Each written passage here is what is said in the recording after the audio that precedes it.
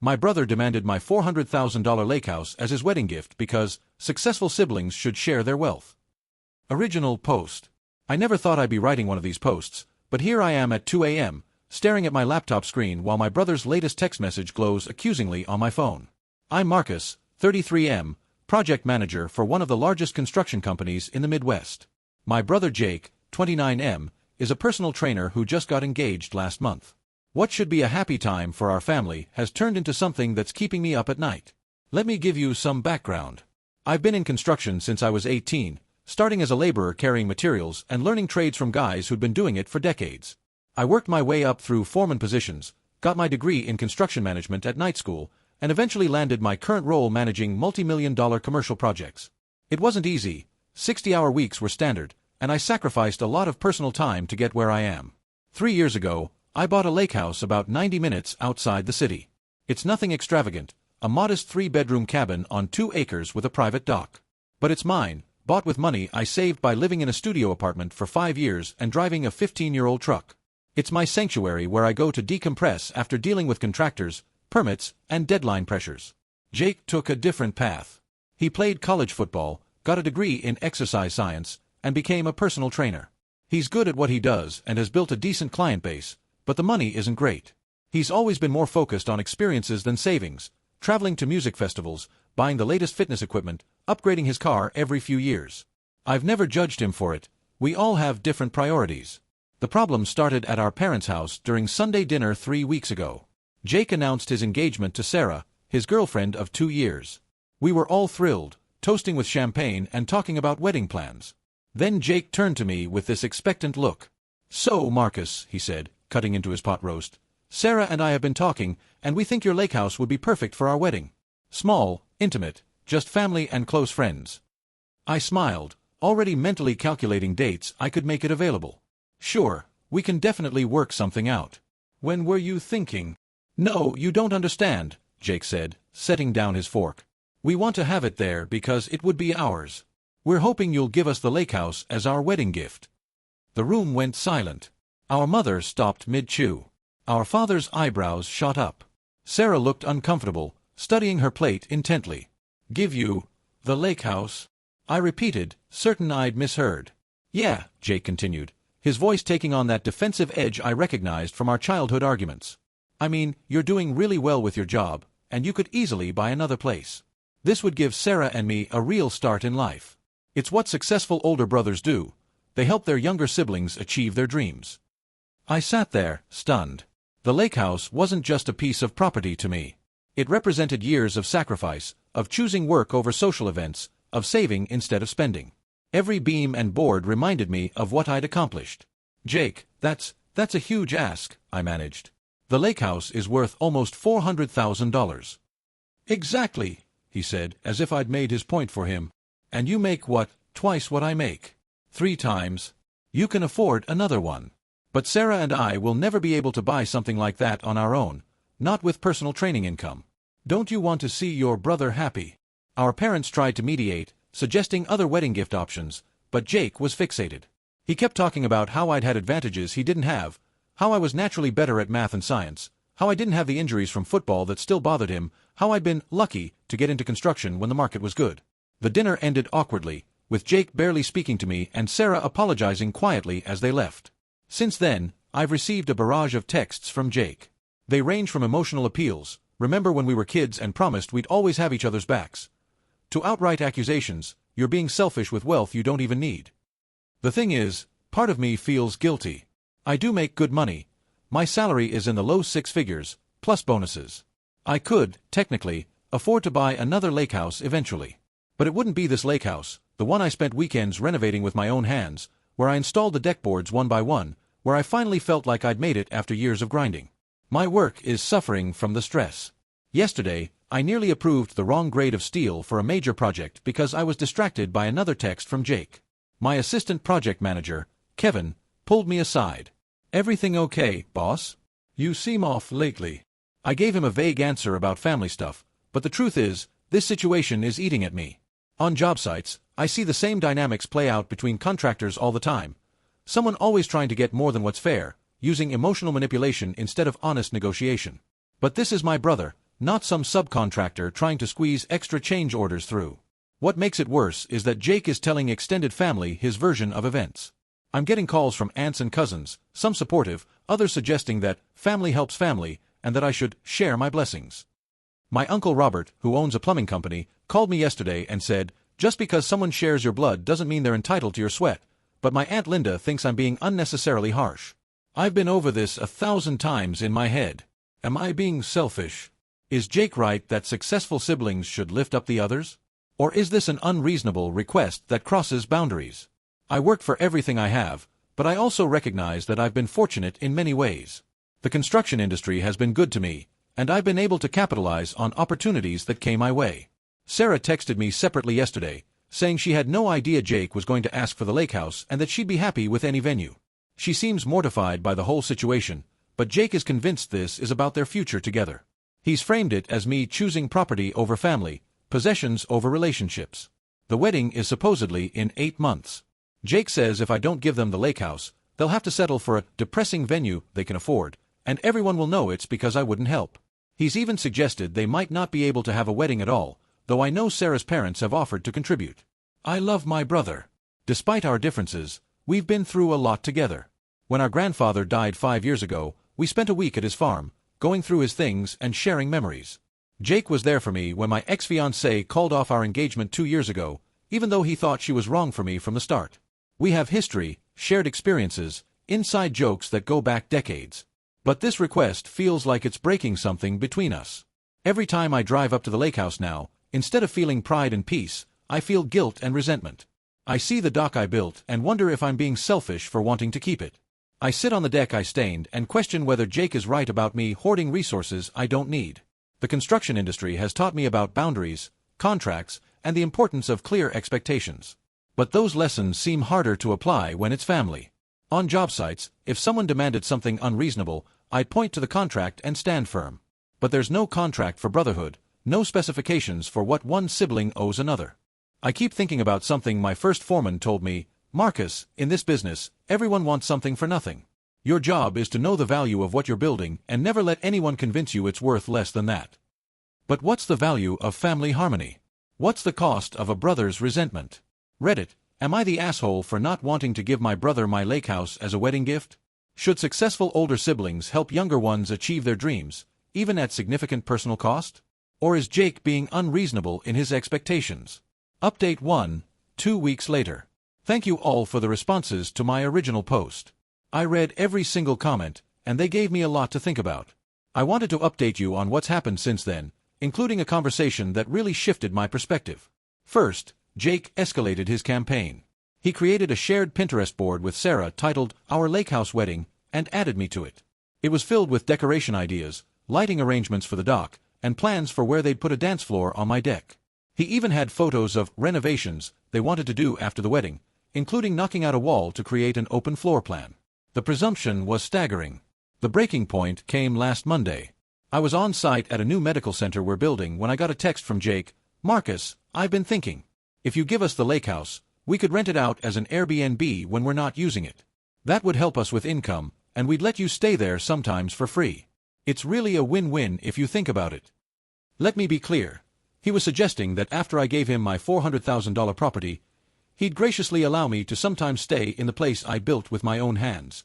I was so frustrated that I had to excuse myself from a meeting with the electrical subcontractors. That afternoon, I was reviewing change orders in the construction trailer when my boss, Jim Morrison, stopped by.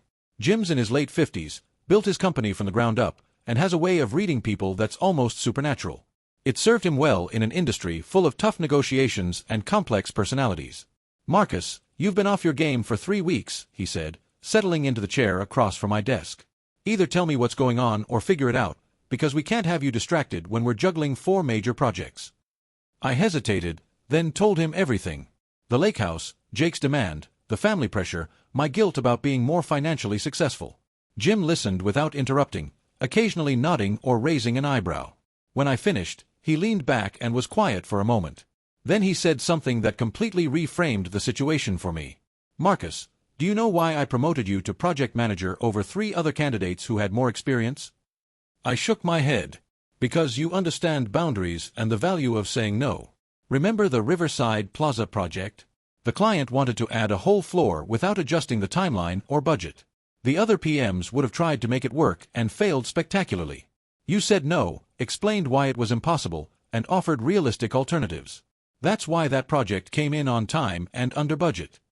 He continued, your brother is treating you like a contractor treats a naive client, pushing for more, using emotional manipulation, making you feel guilty for protecting your own interests. I've seen it 1,000 times. It's just a small change, they say. Can't you do this as a favor? Aren't we partners in this? Jim pulled out his phone and showed me a photo of a modest ranch house. This was my first house. Bought it when I was 25 with a loan I could barely afford. My brother-in-law wanted me to sell it to him for half the market value because family helps family. I said no. He didn't speak to me for 2 years. And now? I asked. Now he respects me. And more importantly, he learned to value his own work enough to buy his own house. If I'd given in, he'd still be looking for handouts, and I'd still be resentful. Jim stood up to leave, then paused at the door. Marcus, in construction, we know that a foundation built on anything other than solid ground will eventually crack. Same goes for relationships. Your brother's asking you to build his future on the foundation of your sacrifice. That's not solid ground, that's a sinkhole waiting to happen. That night, I called my brother and asked him to meet me for coffee, just the two of us. He agreed, though his tone was cold. We met at a diner downtown, the same place we used to go after high school football games. Jake showed up in his personal training gear, looking fit but tired. We ordered coffee and sat in uncomfortable silence for a moment. Jake, I started, I need you to understand something. The Lakehouse isn't just a piece of property to me. It's the physical representation of 15 years of work, of choosing overtime over overtime, of saving instead of spending. Must be nice to have that choice, he shot back. You had choices too, I said, keeping my voice level. You chose to pursue football, to travel, to buy a new car. I'm not saying those were wrong choices, they were yours to make. But you can't now claim my choices should benefit you. Jake's face reddened. So you're really going to let your only brother have some cheap wedding while you sit in your lake house counting your money? I'm not letting you have any kind of wedding, I replied. You're an adult. You're choosing to have whatever wedding you can afford. Just like I chose to work weekends to afford the lake house. The conversation deteriorated from there. Jake accused me of being materialistic, of caring more about property than family. He brought up every time he'd helped me, driving me to the airport, helping me move, being there during my breakup. I reminded him that I'd done the same for him, that relationships aren't transactional ledgers where you cash in favors for lake houses. You know what your problem is, Marcus? Jake said, standing to leave. You've become just another corporate guy who forgot where he came from. All that success has made you forget what family means. No, Jake, I said. Success taught me that family doesn't mean letting yourself be exploited. It means having relationships based on mutual respect, not guilt and manipulation. He left without another word. Update 2, 6 weeks after original post. The fallout from my coffee meeting with Jake was immediate and dramatic. He blocked me on all social media and told our parents he needed space to process my betrayal. Our mother was caught in the middle, trying to maintain relationships with both sons while not taking sides. Sarah, however, reached out to me privately. She asked if we could meet, and I agreed, though I was apprehensive about getting pulled into more drama. We met at a small cafe near her work. Sarah looked exhausted, stress evident in the dark circles under her eyes. Marcus, I need you to know that I never wanted the lake house, she began immediately. When Jake first mentioned it, I thought he was joking. When I realized he was serious, I told him it was inappropriate. We've been fighting about it for weeks. She explained that Jake had become obsessed with the idea, convinced that having the lake house would solve all their problems. He'd calculated how much they could make renting it out, planned where he could build a home gym for training clients, even researched tax implications of property ownership. The thing is, Sarah said, stirring her coffee absently, this isn't really about the lake house. It's about Jake feeling like he's falling behind. All his college teammates have these high-paying jobs, and he's struggling to make ends meet as a trainer. He sees your success and feels like a failure. That's not my fault, I said, though not unkindly. No, it's not, she agreed. And I've told him that. Marcus, I love Jake, but this situation has shown me a side of him I didn't know existed. The entitlement, the manipulation. It's not the man I fell in love with. She told me she'd given Jake an ultimatum. Either he drops the lake house demand and apologizes to me, or she was reconsidering the engagement. It was a heavy conversation, and I felt terrible that my refusal had caused such strain in their relationship, though I knew logically that Jake's behavior was the real cause. Meanwhile, at work, Jim's advice had resonated beyond just my personal situation. I found myself applying those boundary-setting principles more firmly with contractors and clients. When a subcontractor tried to claim weather delays for days it had been sunny, I didn't feel guilty about pointing to the meteorological data. When a client wanted to add features without adjusting the budget, I calmly explained why that wasn't feasible. Kevin, my assistant PM, commented on the change. "You seem more confident lately, boss. Like you're not second-guessing yourself as much." He was right. The situation with Jake, as painful as it was, had taught me something valuable about my own worth and the importance of not letting others, even family, devalue what I'd built. 3 weeks after my meeting with Sarah, my parents invited me to dinner. They said Jake wouldn't be there, that they wanted to talk to me alone. My father, who'd been largely quiet during this whole ordeal, finally spoke his mind. "Marcus, your mother and I have been discussing this situation, and we need you to know that we don't think you should give Jake the Lakehouse. We raised you boys to work for what you want, not to expect handouts." My mother nodded, though she looked pained. "It breaks my heart to see you boys at odds, but Jake is wrong. What he's asking for isn't reasonable, and the way he's gone about it is manipulative." They told me that Jake had been calling extended family, trying to rally support, but most people were uncomfortable with his request. Our Uncle Robert had apparently told Jake directly that he was acting like an entitled brat, which hadn't gone over well. "We're worried about him," my mother added. "This obsession with the Lakehouse seems to be consuming him. Sarah called us yesterday saying she's not sure the wedding is even happening anymore." Update 3, 3 months after original post. A lot has changed since my last update. The wedding situation reached a resolution that I don't think anyone saw coming, and it's led to some unexpected healing in our family. About a month ago, Sarah called me again. She and Jake had been in couples counseling, and through that process, Jake had started to recognize some patterns in his behavior. The therapist had helped him understand that his demand for the Lakehouse was really about his own insecurities and fear of not measuring up. "He wants to talk to you," Sarah said, "but he's embarrassed and doesn't know how to reach out. Would you be willing to make the first move?" I thought about it for a few days. Part of me was still angry, still hurt by the accusations and manipulation. But he was my brother, and if he was genuinely trying to change, I wanted to give him that chance. I texted Jake a simple message, "Want to grab a beer? First round's on me." He responded within minutes, "Yes. Thank you." We met at a sports bar we used to frequent in our 20s. Jake looked different, humbler, somehow. The defensive edge that had characterized our recent interactions was gone.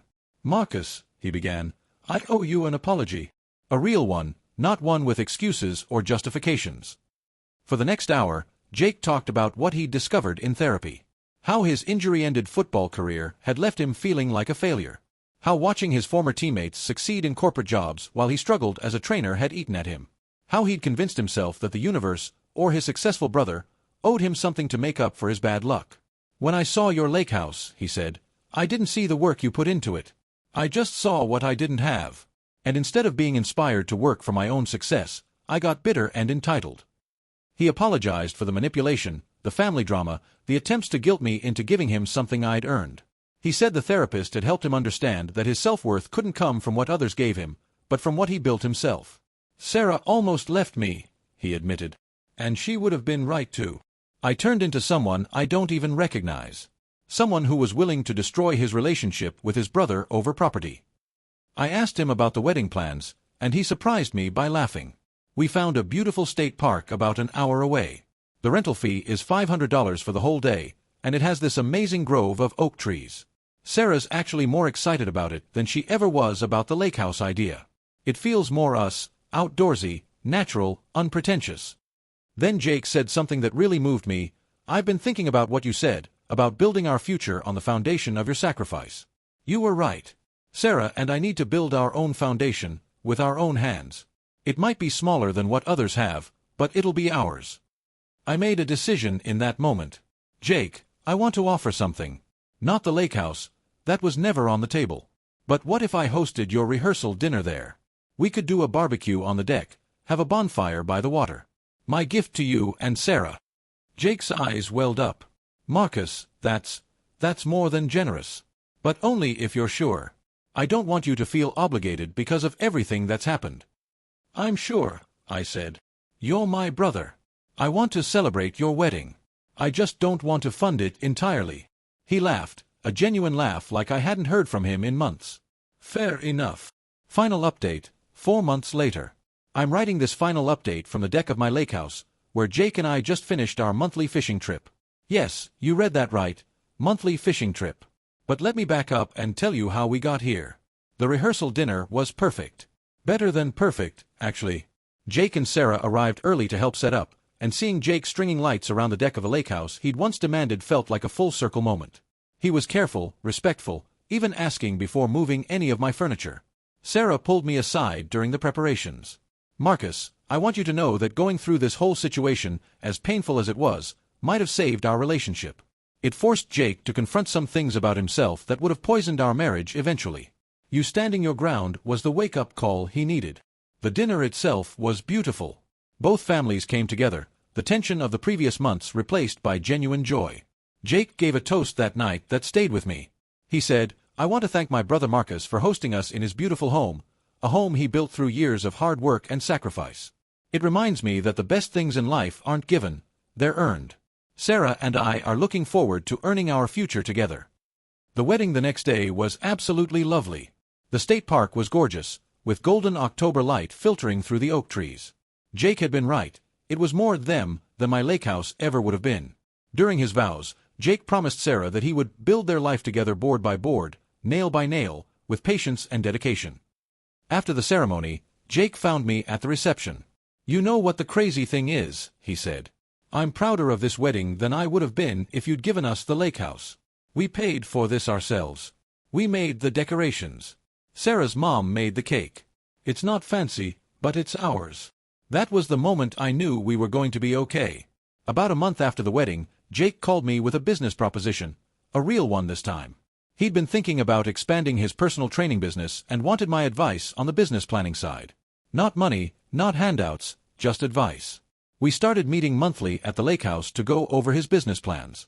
I helped him understand cash flow projections, contractor agreements for gym space, and basic business accounting. In return, Jake started training me. Turns out 15 years of construction management had given me the fitness level of a retired sloth. During one of these sessions, Jake suggested we combine our meetings with fishing. "Might as well enjoy the lake while we're here," he said with a grin. And so our monthly tradition began. It's been 6 months since Jake demanded my Lakehouse, and our relationship is stronger than it's been in years. But it's different now, more honest, more balanced. We don't pretend that we're in the same financial situation, but we also don't let that define our relationship. Jake's business is growing steadily. He landed a contract with a local corporation to provide on-site fitness training for employees. He's saving money for the first time in his life, and last week he showed me the business plan for his own gym. 5 years, he said. In 5 years, I'll have my own place. And Marcus, when I do, I'll have earned every square foot of it. Sarah and Jake seem stronger too. She told me privately that Jake's whole attitude toward money and success has changed. He's stopped comparing himself to others and started focusing on his own growth. They're living in a modest apartment, driving used cars, and saving for a house. The entitlement is gone, replaced by determination.